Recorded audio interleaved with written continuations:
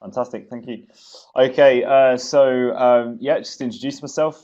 So I'm Joseph Urban from International House in Sydney, and I've been teaching there for 3 years now.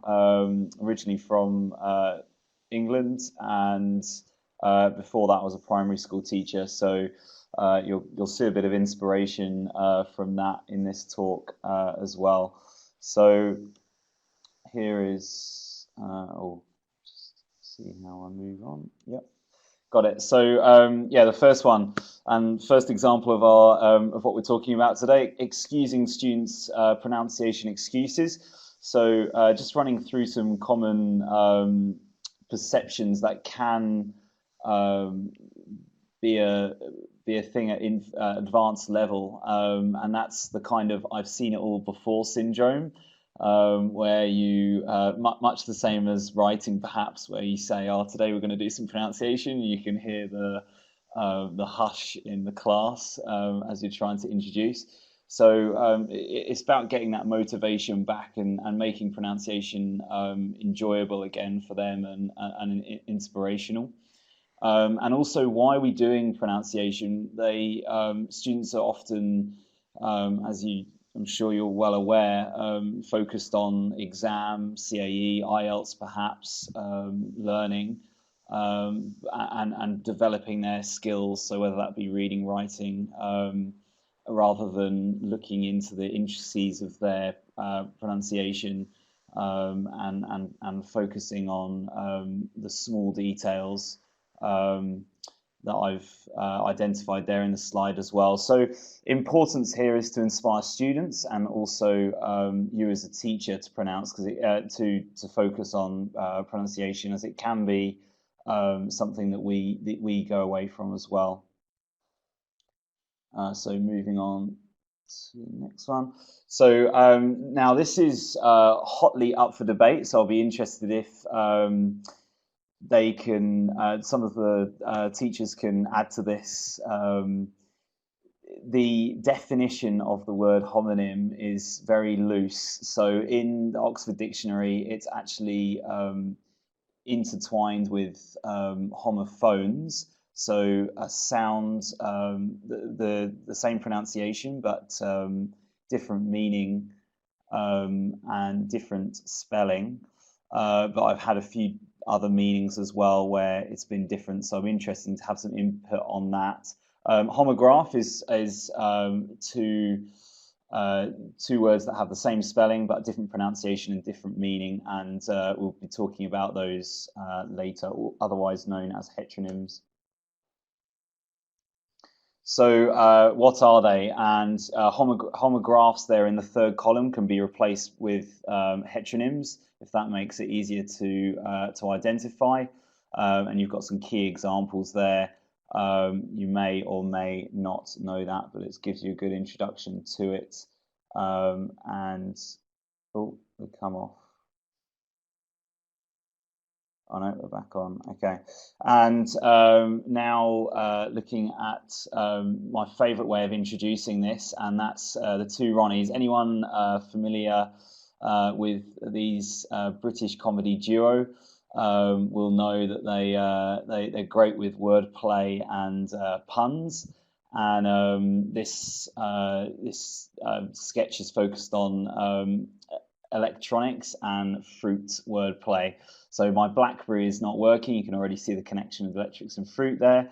And I would get students to get a transcript together for this, so they can have a go at role playing the situation and write down all of those double meanings they can find in the video. That's a great way of introducing the topic. You can see the first another example up the top there. Let me put that date in my diary. Into the fruit, of course. So more homonym activities. I'm actually going to start with number 2 here. So opposite, you can see examples of common homonyms. Quite easy those, but of course you can grade it however you want to. And this is an advanced course, but this is definitely something that can be brought in right down, all the way down to elementary, certainly with that first one there too. This is a great activity to throw over to the students. So I divide them into two groups, and the teacher can say one of the words, and the students come up racing up against each other, writing down a sentence with all of those words with the similar pronunciation into one sentence, and it's really good for grammar, for the pronunciation, and of course for the spelling. So it's really good practice for their a bit of competition as well. So it can be a lot of fun. And then down the bottom there, you can see that I've put this is relevant for heteronyms as well, which we'll come on to later. The next slide here is a grid. So you can see here that you can match these words together, and eight or nine of these grids can be made. You can rotate them around the classroom, and they can the students can work through and identify some of the similar sounding words. So that can be some great practice as well. Okay, moving on. I'm aware this is only 10 minutes. I'm trying to go as quickly as possible. So what is a heteronym? So this is our focus, and it's a word with the same spelling, different meaning, different pronunciation, if you were not aware before. So the way I introduce this is hopefully through as much self-discovery as possible. That's not always possible, but getting students to come up with their own examples. You can prompt them. Always use the example of a door and proximity for close and close the door. And you've already hopefully identified the vocabulary in there for our example. So if you haven't so far, so please, Sergeant, don't desert me here in the Sahara Desert. And you can get the students to identify that different Z sound in the first don't desert me, which of course you can take as well and make a comparison with desert, the meal after dinner. So all of those can be linked in. Moving on. So yeah, this is where the magic starts, and you've got a list of different meanings there, and they can identify different heteronyms. So at the top there, 60th part of an hour, minute, and very small, minute. And getting into the pronunciation details of that is really important. And you often find new things come up all of the time as students kind of tackle those small differences. The second one there, harvesting machine to become one, unite. So combine, and that's one of many where it's syllable stress. So again, that can be brought into a whole new topic. And actually, at the end of this talk, one of the key areas that I think is really important for advanced students is syllable stress, and where you have a silent syllable within the words, which is often changes the way students are understood continuously. So that's really important there. So the way I'd set that up, pair work, so students can identify the words first of all, and then working together in their pairs, see if they can identify the difference in pronunciation. Hopefully you can get as much of that as possible from them. I've found that you have to try and you have to help them as much as possible identify some of those words. You'll find that that's might be a little bit of a challenge, some of them for you. So the key there is helping them out a little bit, giving them a few clues, perhaps a few different meanings as well, a few easier definitions. And check that together as a class, and of course the bread and butter pronunciation drilling. So as much repetition as possible, and discuss those subtle differences on syllable stress as we talked about before. So practicing in context, and I've put a note down the bottom there. You'll see on the bottom right, some of these sentences are contextually ridiculous.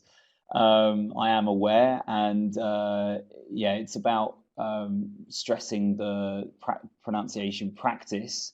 Of obviously the contextual practice and the vocabulary is really useful as well, but it's not the focus here. So while most of those are contextually fine, some of them, yeah, they require a bit of a stretch of imagination. So students can identify the differences. Again, they're practicing, they're drilling the both the language and the pronunciation. And you can, of course, do that as a class activity and pairs as well. So it's really kind of student-centered here. So yeah, very, very useful at the advanced level. The last thing here is for a little bit of a game, try and get a bit of fun into it. And again, throws it over to the students. So noughts and crosses. They choose a square. I'm sure you're well aware of this game. But then one student, student A, comes up with both sentences for the word if they can. If they can't, then the other student has a chance to steal the point, and then of course they get their own go. So it's a really good way of making it into a competition. And also you could have several, just like the homophones activity before, you could have several grids with this happening and rotate around the class. So that's useful there. And to finish off, just looking beyond homonyms and heteronyms, and just getting a routine really of pronunciation in an advanced class. So really we want to try and focus on those things that those sounds that they might find difficult at this level, which heteronyms and homonyms does focus in on. But also key areas that I've found with advanced students is weak forms. So down the bottom there, for example, what do you want, or what do you want?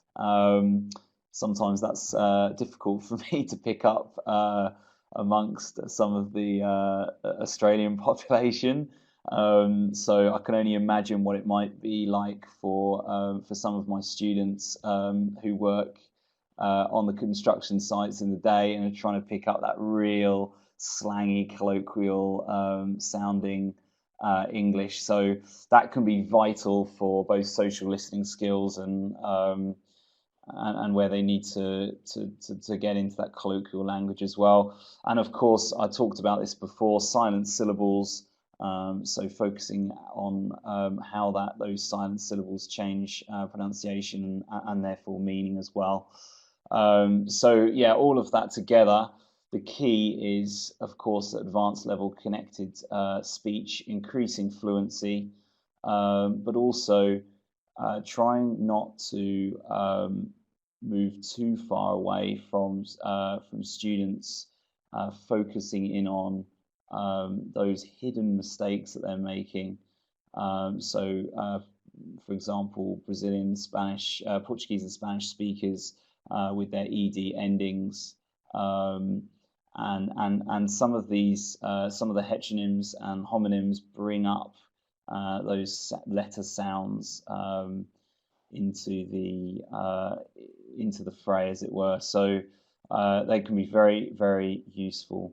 Thank you very much for listening. I hope I haven't been too waffly. As I said before, it's very very early in the morning here. And yeah, thanks for listening, and I hope to hear some feedback. Over to you, Neil.